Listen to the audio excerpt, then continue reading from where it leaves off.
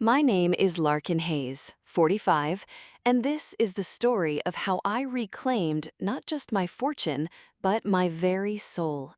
For years, I existed as a pale reflection in the blinding light of my husband, Lysander Maxwell, 50. To him, and to the world he so masterfully curated, I was little more than the first lady of Solstice Manor, a docile figurehead in his grand, self-made narrative. He saw me as an ornament, beautiful and silent, a testament to his good taste, but never his equal.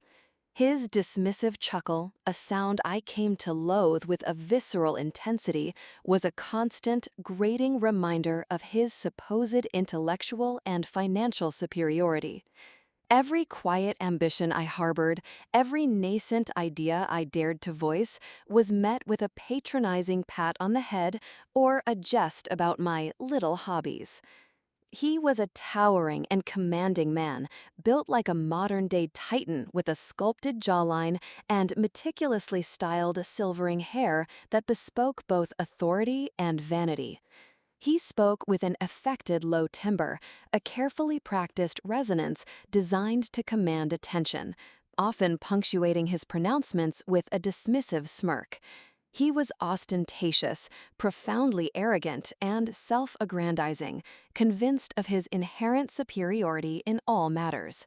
I, on the other hand, was always more delicately composed, an appearance that Lysander and his world conveniently mistook for fragility. It was a facade that masked a fierce, analytical intelligence. My piercing azure eyes, though often quiet, were constantly observing, processing, contemplating. I was introverted yet incredibly determined, fiercely strategic, meticulous, and unwavering in my silent ambitions. This internal world, rich and complex, was utterly invisible to Lysander. He looked at me, but he never truly saw me. In the early years of our marriage, his condescension was a softer, more insidious poison. It was couched in terms of endearment.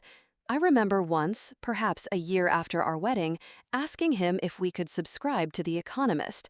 I had been an economics major in college, a fact he found quaint. He had laughed, a gentle sound back then, and kissed my forehead. The following week, a subscription arrived, not to The Economist, but to Vogue. Something more beautiful for my beautiful girl to look at, he had said, genuinely believing it was a thoughtful gesture. He simply could not conceive of a world where my interests would mirror his own in complexity or gravity. The erosion of empathy was not an abrupt collapse, but a slow, insidious decay, like rust eating away at steel. His dismissals became sharper, his mockery of my intellect a constant, low-frequency hum in our opulent home, Solstice Manor. This sprawling estate, located in an exclusive, tree-lined suburb, was a monument to his success, filled with grand, often ostentatious furnishings. Yet within its labyrinthine corridors, I had found secluded corners, quiet havens where I cultivated my secret endeavors, far from his patronizing gaze. I remember a particular dinner party with painful clarity. It was a crisp autumn evening in 2012. The grand dining room of Solstice Manor was aglow, the long mahogany table set with glistening silver and crystal. Lysander was holding court, as always, regaling our guests, a collection of sycophantic business partners and their equally polished spouses, with a story of a recent acquisition in the fossil fuel industry. "The fundamentals are unshakable," he boomed, gesturing with his wineglass. "Generations of wealth are built on rock and oil, not on fleeting digital fantasies." Waiting for a rare pause, I gently interjected. "That's fascinating, Lysander, but I was just reading a rather dense treatise on the future of energy markets. The long-term models for renewable technology, particularly in solar and wind, suggest a fundamental paradigm shift." He stopped me, not with a word, but with a gesture, a hand raised, palm out. Then came the chuckle, that low, rumbling sound that always felt like a velvet hammer blow. Larkin, my dear, he said, his eyes twinkling with amusement as he addressed the table, not me. Leave the heavy lifting to the men. You're far too charming to concern yourself with such dreary figures. He turned back to me, his smile a mask of patronizing affection. The table erupted in polite, complicit laughter. John Sterling, his oldest partner, chimed in. Listen to the man, Larkin. He knows best. I felt my face burn with a quiet, intense humiliation. It was a public erasure of my intellect. That night, lying awake in our cavernous, silent bedroom, the seed of my autonomy was planted. It was a desperate, primal need to breathe, to prove, if only to myself, that I was more than an aesthetic. I started small.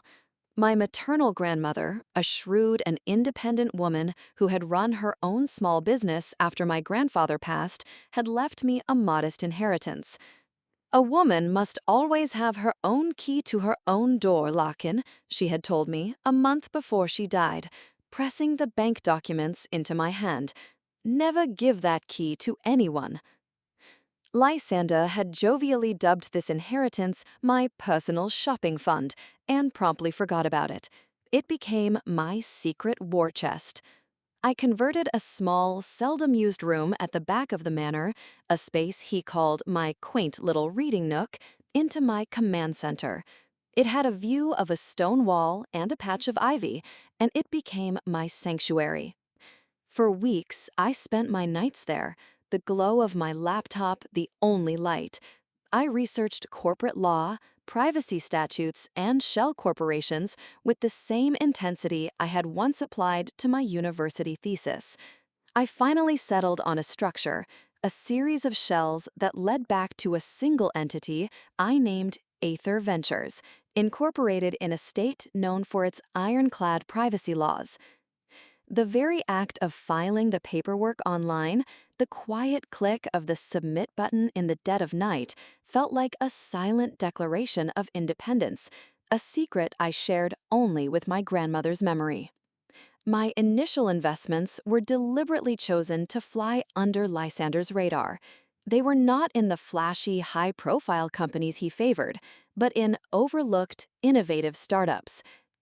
I poured my funds into sustainable agriculture, niche software development, and nascent biomedical research. His world was about visible power and immediate, brutal conquests. Mine became about quiet cultivation, unseen growth, and understanding the true, deep currents of change that moved beneath the surface of the world. I devoured every book, every online course, every reputable financial journal I could get my hands on. I wasn't just reading, I was inhaling knowledge, forging a new identity in the shadows of his glittering, oblivious empire. By 2015, my initial seed money had quietly, steadily begun to multiply. I operated with the patience of a botanist cultivating a rare orchid, understanding that the most profound growth happens slowly, meticulously, and away from harsh direct light. My little hobbies became a silent, all-consuming discipline. I mastered financial modeling software with a ferocity I hadn't felt since my university days. I taught myself the fundamentals of Python to write my own scripts for market analysis, and I devoured textbooks on corporate law, international tax structures, and behavioral economics as if they were thrilling novels. I remember one specific afternoon in the autumn of 2017 in the vast two-story library of Salsis Manor. I was spread out on the floor, surrounded by printouts of complex stock charts, technical analysis manuals, and handwritten notes on derivatives. The air smelled of old leather and lemon polish. Lysander walked in, dressed in a tailored suit, having just returned from his downtown office. He paused, looking down at my organized chaos on the Persian rug. A slow smirk spread across his face. "My dear Larkin," he said, his voice dripping with amused condescension. "Are you redecorating? I must say your new choice of art is rather abstract. He gestured with his chin at a particularly dense chart mapping volatility indexes. Or perhaps you're designing a new labyrinth for the garden. Your doodles are becoming quite complex. He chuckled, pleased with his own wit, before walking to the mahogany bar to pour himself a scotch. Don't strain that pretty little head of yours with all these lines. He never asked what I was actually doing. He didn't care. I simply smiled, a quiet, enigmatic smile that he mistook for agreement, and gathered my papers.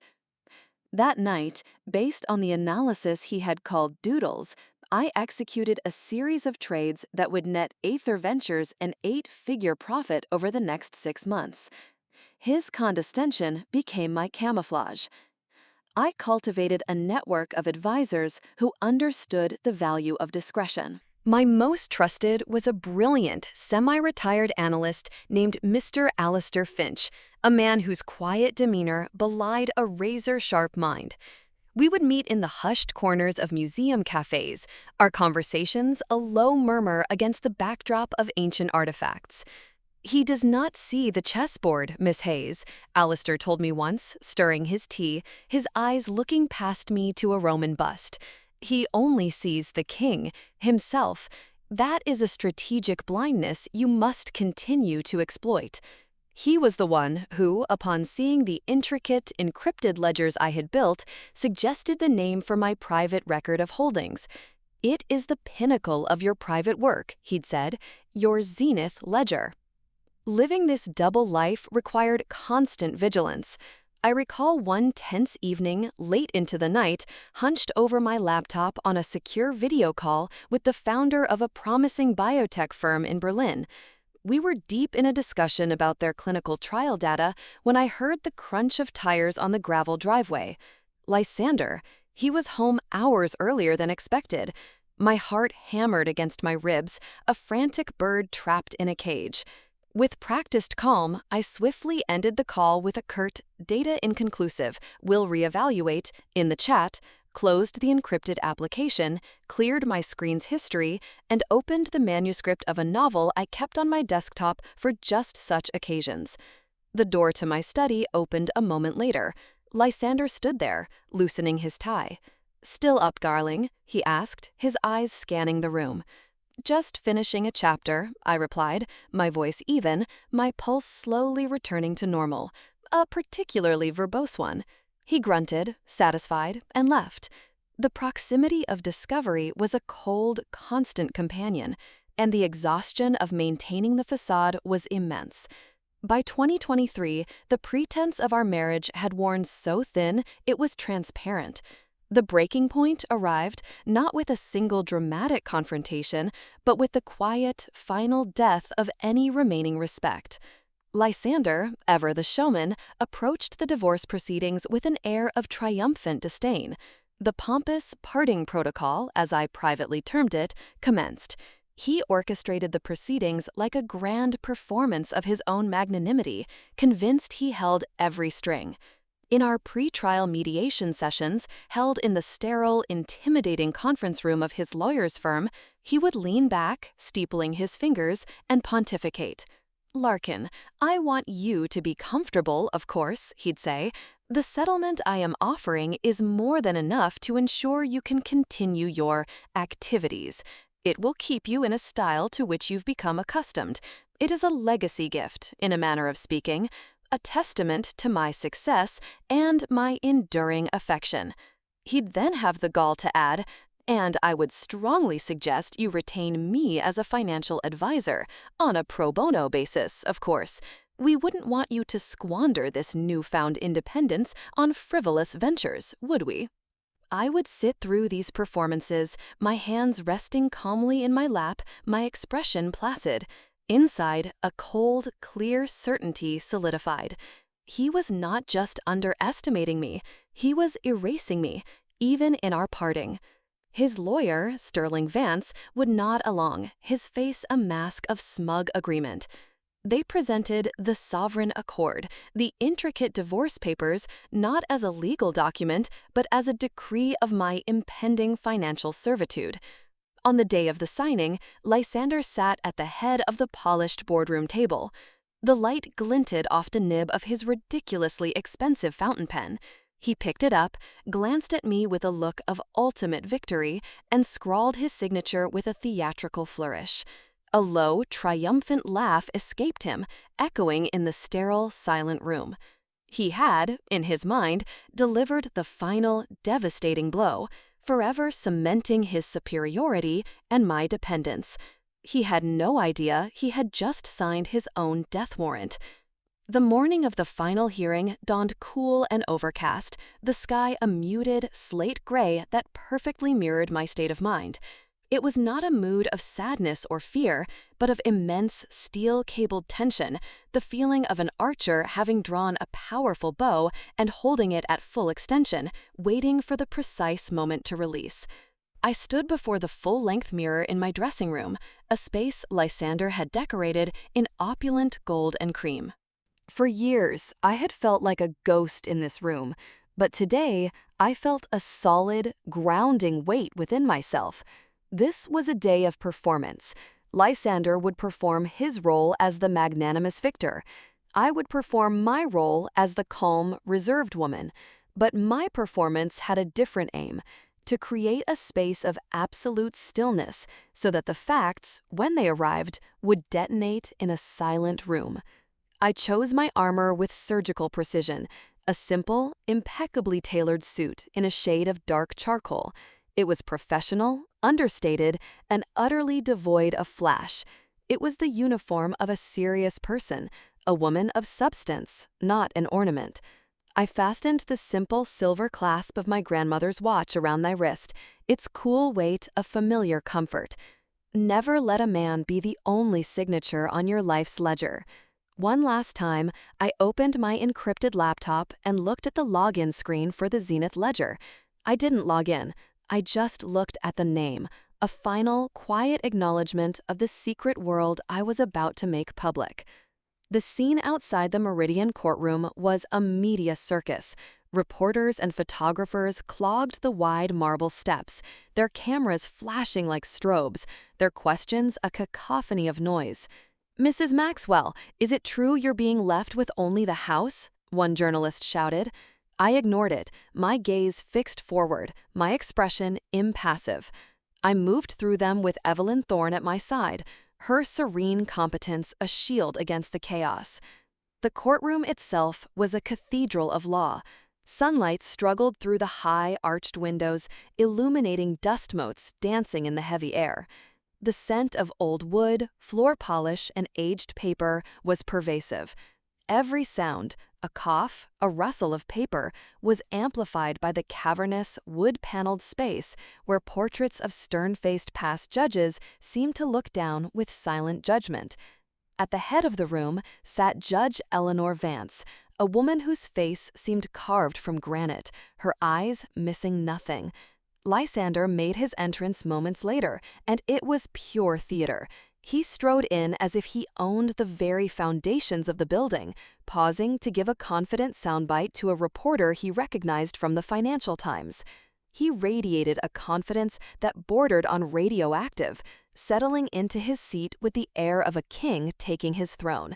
His lawyer, Sterling Vance, arranged a thick stack of documents on the table with a theatrical precision that mirrored his client's arrogance.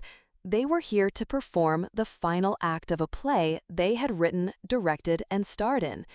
The initial proceedings unfolded exactly as they had rehearsed. Sterling Vance stood, his voice smooth and practiced.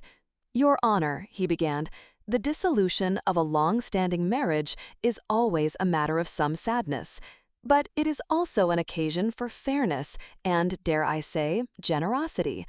My client, Mr. Lysander Maxwell, has been the sole architect of the couple's considerable financial success." He went on to paint a masterful portrait of my charmed but sheltered life. detailing my commendable work with charities and my talent for social organizing as proof of my complete detachment from the harsh, complex world of finance. As he spoke, I analyzed his strategy. He was building a caricature of me, a fragile doll who needed protecting. And so, in recognition of their years together, Vance concluded, Mr. Maxwell is offering a settlement that is, by any reasonable standard, profoundly generous. It will ensure Miss Hayes can continue her life of comfort and philanthropy without the burden of complex financial management for which she has, by her own admission, no experience or appetite.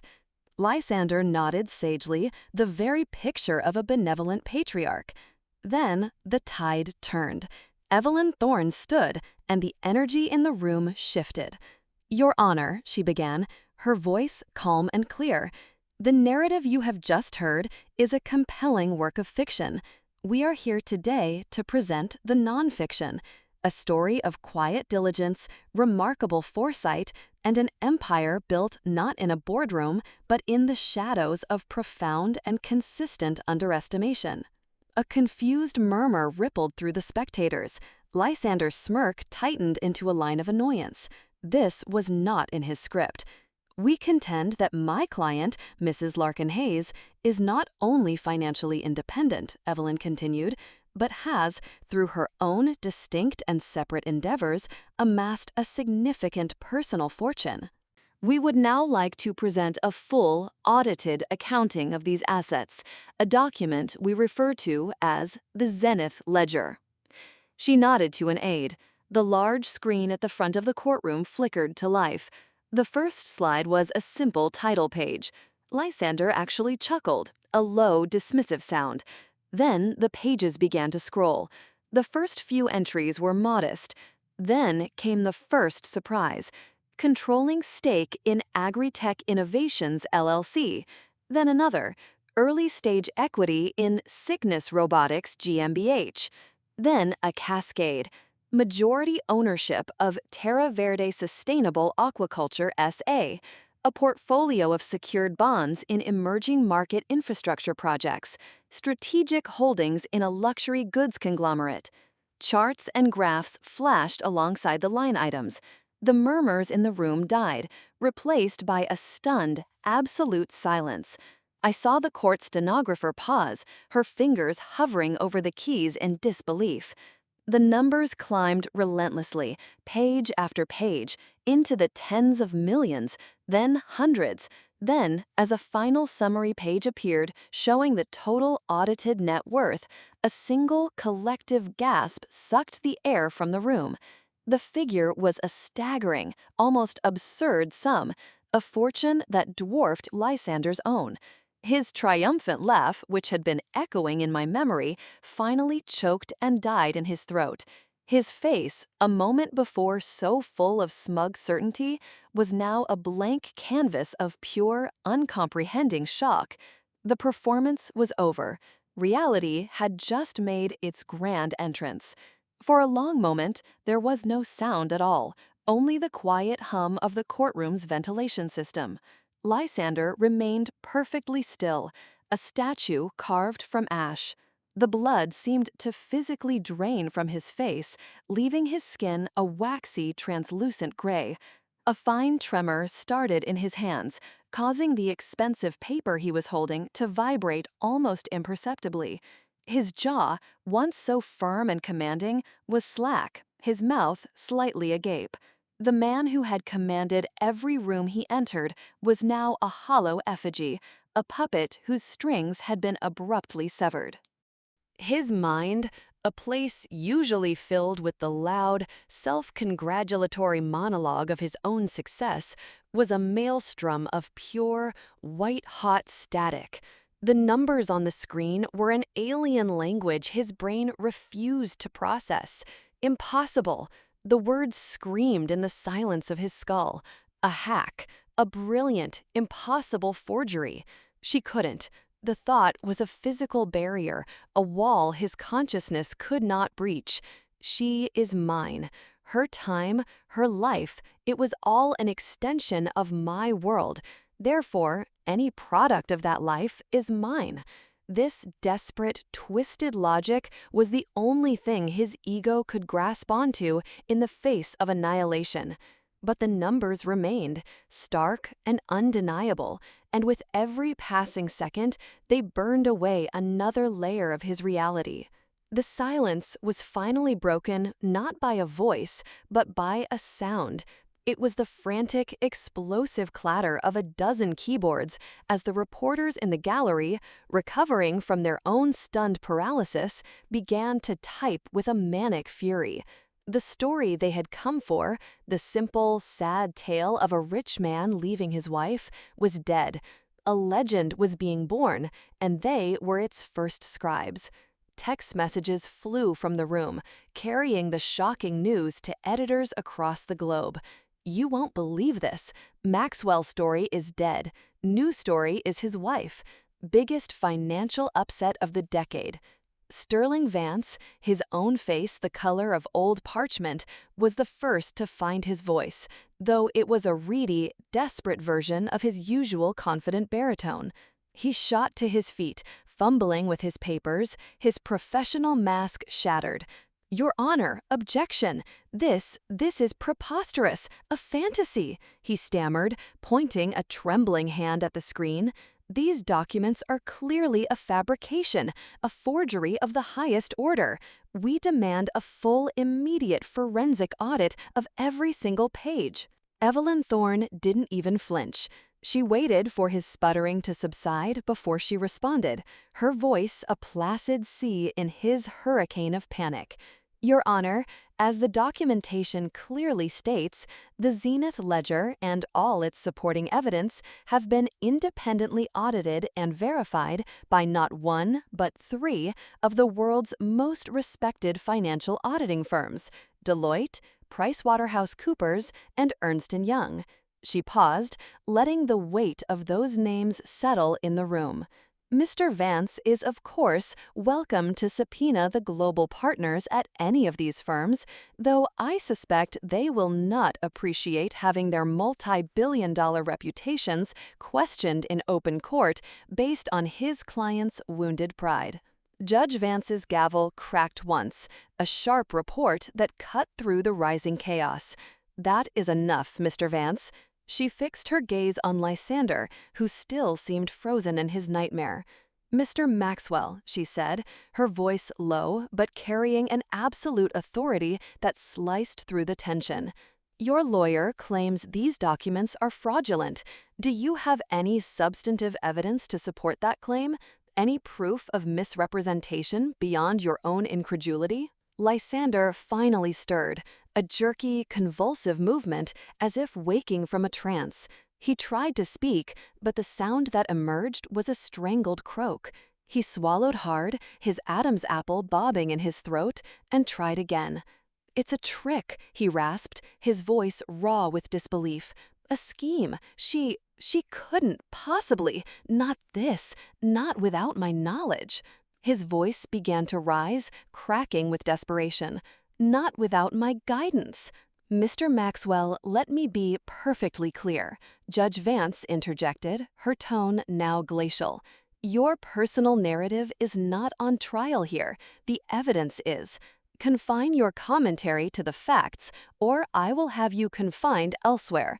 Another outburst like that, and I will have you removed for contempt of court.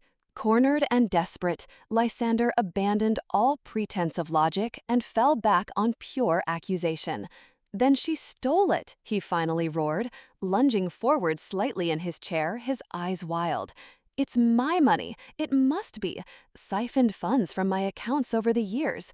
This is marital property she has illegally hidden. I watched him, my heart beating a slow, steady rhythm. The man I had once feared, whose approval I had once craved, was gone. In his place was a small, terrified man, trapped in the wreckage of his own ego. And for the first time, I felt a flicker of something akin to pity. His blindness wasn't just a flaw, it was a terminal condition.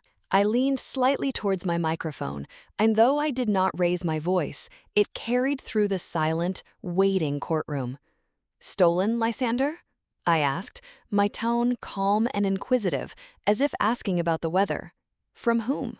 I let the question hang, a damning indictment in its own right. Every single dollar represented in the Zenith ledger was earned, invested, and grown entirely independently.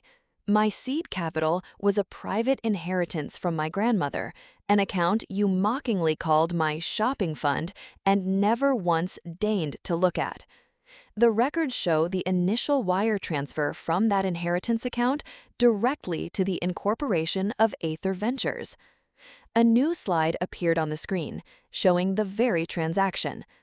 My ventures were separate, distinct, and conducted with a meticulous, almost surgical care to ensure absolutely no commingling of funds. When you laughed that I was playing with maps for a week, I was finalizing the acquisition of 3 commercial properties near a transport hub you had publicly dismissed as a boondoggle. Those properties have appreciated by 800%. I looked directly at him then, into the hollowed-out caverns of his eyes. You never saw it because you never looked. You were too busy enjoying your own reflection. The silence that followed my final words was absolute. It was a perfect, crushing void where all of Lysander's bluster and rage had once existed. He did not shout. He did not object. The fight drained out of him in a single, visible rush, as if a plug had been pulled from his very soul. He slumped back in his chair, his broad shoulders collapsing inward, his expensive suit suddenly looking like a costume on a scarecrow. The towering titan was gone, replaced by a frail old man, suddenly looking every one of his years and more. His gaze, once so sharp and dismissive, was now fixed on the polished grain of the table in front of him, vacant, seeing nothing.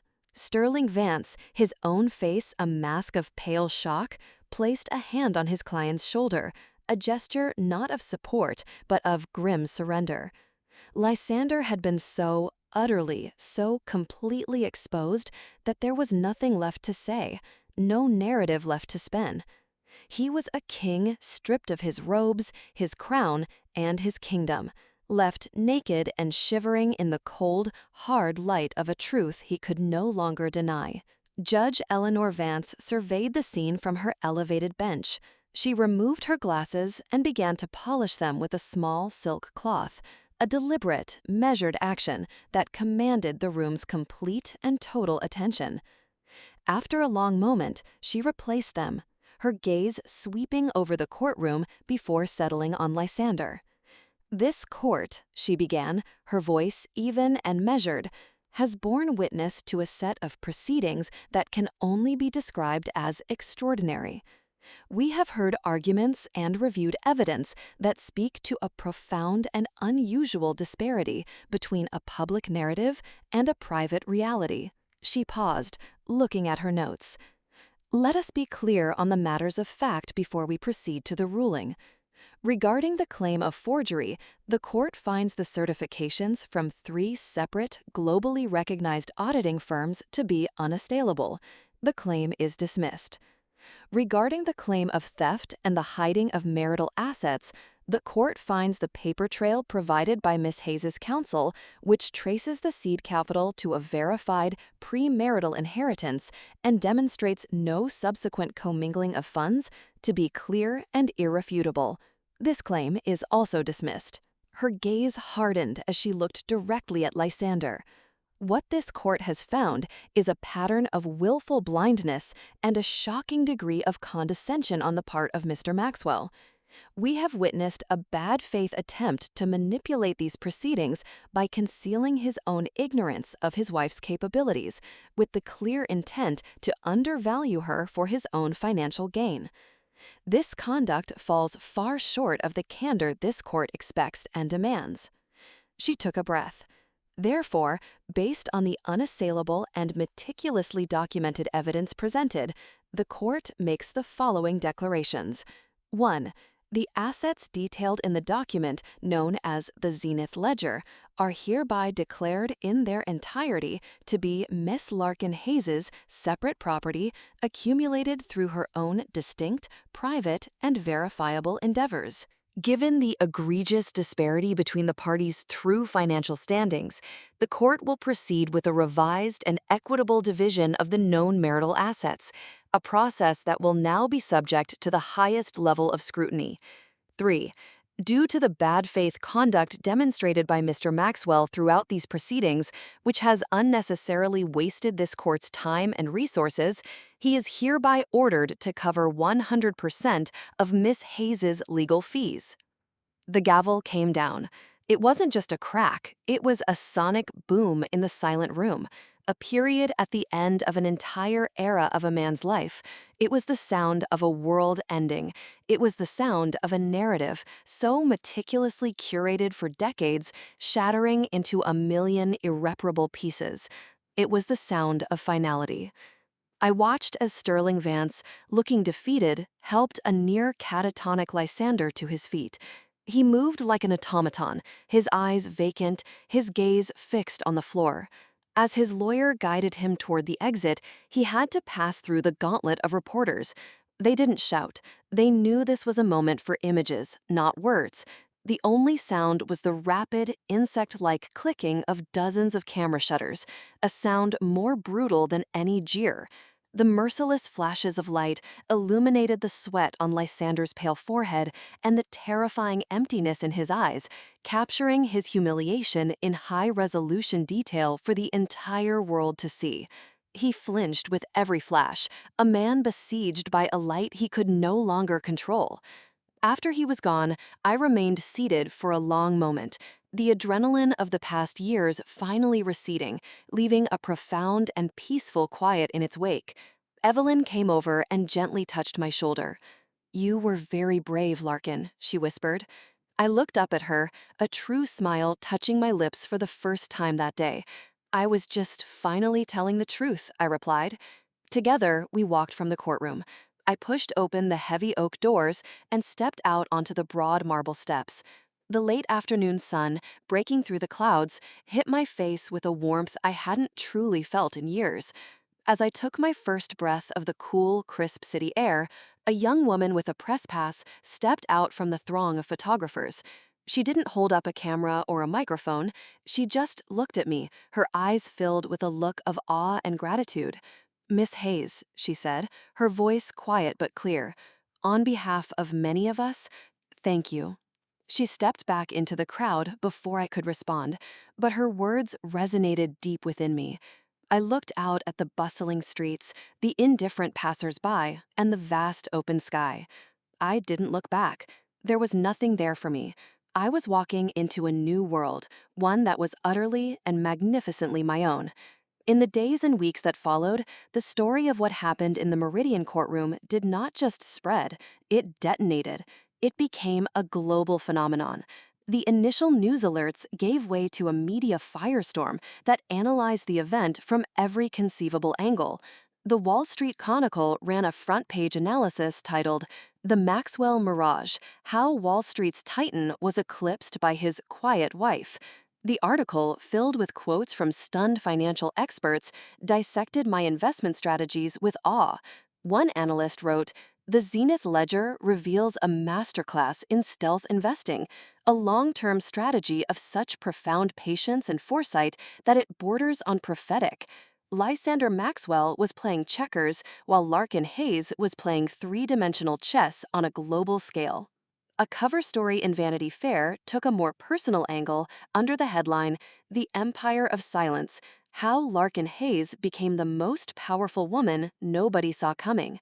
It framed my story as a cultural touchstone, a referendum on the invisible, uncompensated labor of brilliant women standing in the shadows of powerful men. On social media, I became an unlikely verb. To Larkin Hayes someone came to mean quietly outmaneuvering an arrogant opponent through superior preparation and intelligence. Lysander Maxwell's labyrinthine collapse was as swift and brutal as it was public. The humiliation he suffered in court was merely the first domino. I later heard from a former acquaintance about a frantic, late-night phone call Sterling Vance had made to Lysander just days after the verdict. A key Swiss investor group, representing billions in managed funds for Maxwell Global Capital, had pulled out entirely, citing a catastrophic crisis of confidence in leadership and a demonstrated lack of due diligence. That was the fatal blow. His company, once a titan, entered a death spiral. His social exile was just as complete. He attempted to dine at an exclusive club where he had held court for 2 decades, only to be politely informed by the maître that his membership had been suspended, pending a board review. He was a pariah. His assets were liquidated in a series of humiliating auctions. The collection of rare sports cars, the modern art he had lorded over me, piece by painful piece. The final, most poetic indignity was the sale of Solstice Manor. That sprawling estate, the gilded cage where he had tried to contain me and where I had secretly incubated my liberation, was sold at a significant loss to cover his mountain of legal fees and debts. It was purchased by a consortium of young, innovative tech entrepreneurs, 2 of whom were women, who immediately announced plans to turn a portion of the estate into an incubator for female-led startups. As for Lysander himself, he vanished. He became a ghost haunting the footnotes of business journals, a cautionary tale whispered in boardrooms. The last I heard, he was living in a small, anonymous apartment overlooking a brick wall, stripped of his power, his reputation, and his audience, left with nothing but the deafening echo of his own dismissive laughter. I, on the other hand, fully embraced my newfound, undeniable essence. I was no longer operating from the shadows. My little hobbies became my life's great work. I established a philanthropic foundation, the Larkin Hayes Autonomy Initiative, with a singular, clear mission: to find and fund the brilliance that the established order chooses not to see. I sought out the quiet geniuses, the female entrepreneurs in STEM, finance, and manufacturing who were being dismissed by the boys' club of venture capital. I remember meeting one such woman, a gifted neuroscientist named Dr. Eris Thorne. She had developed a revolutionary neural interface technology, but was being told by investors that her project was too ambitious for a first-time founder, and that she needed a more experienced male CEO. I saw myself in her quiet fury. My foundation didn't just write her a check for 8 figures. I sat with her and her team for a week, helping them refine their business strategy. "They expect you to be grateful for a seat at the table," I told her, looking at the brilliant, determined woman before me. "That is their first mistake. Your goal is not to get a seat. It is to own the table, and then, when you are able, to build a better one for those who come after you." Seeing her company, Neurosynaptic Dynamics, secure its next round of funding and become a leader in its field brought a satisfaction deeper than any market gain. This became my new work. From the top floor of the building that now housed my foundation, I would sometimes look out over the city at sunset. The view was vast and glittering. I thought about the nature of power. The power Lysander had sought was loud, brittle, and required a constant fawning audience. It was a fire that needed endless fuel from the admiration of others. The power I had found was forged in silence. It was quiet, resilient, and self-sufficient. It required no applause. It simply was. And in doing so, I found a power far greater than any Lysander could ever comprehend. It was the power of self-worth, forged in silence, refined by resilience, and ultimately revealed in a moment of undeniable clarity.